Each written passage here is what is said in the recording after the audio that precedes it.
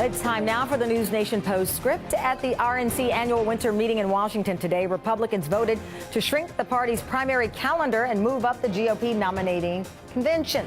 Well, the move comes after Mike Huckabee's controversial remarks about women yesterday, and a week that began with some of the party's rising stars continuing to deal with scandals. Here's a quick look back at the week that was.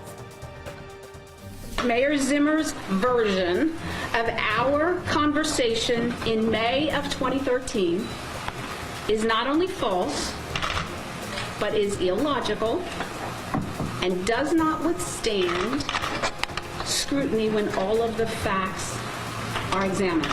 I thank all those who have once again placed their faith and trust in me, and I make this promise.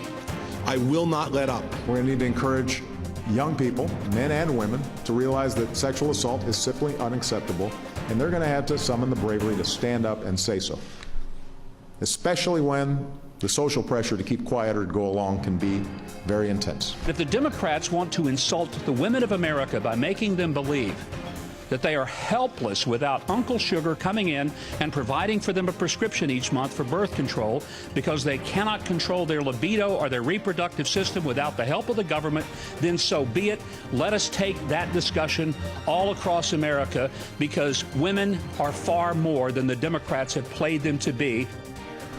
Joining me now live, NBC News senior political editor Mark Murray. That's the week that was, but Mark, I just saw some developing news that you're reporting in our system. The Republican National Committee passed a resolution condemning the NSA surveillance program, and you say this is obviously significant.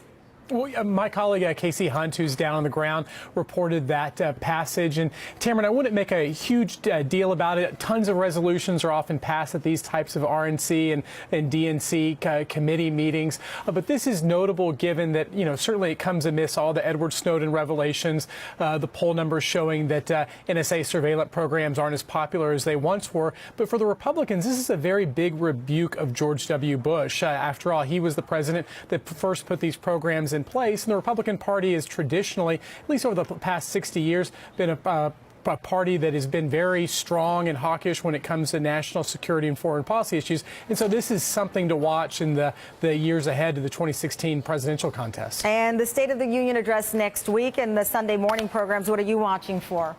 Oh, absolutely. Everything is teed up for the State of the Union, Tamron. That's going to be the big event next week. And I think the big political question is, can President Obama regain some of his political footing that he lost in 2013? Almost all the polls show him in the low 40s to mid 40s. And the question for a lot of Democrats who are up for re-election in 2014, this year, in Senate contests, is hoping that he goes from the low 40s back to the high 40s. And perhaps the State of the Union is the ability for him to start doing that and commanding some of the items on his agenda. All right, Mark Murray, we'll see what happens on Sunday. And, of course, we'll talk with you on Monday. Thanks a lot, buddy.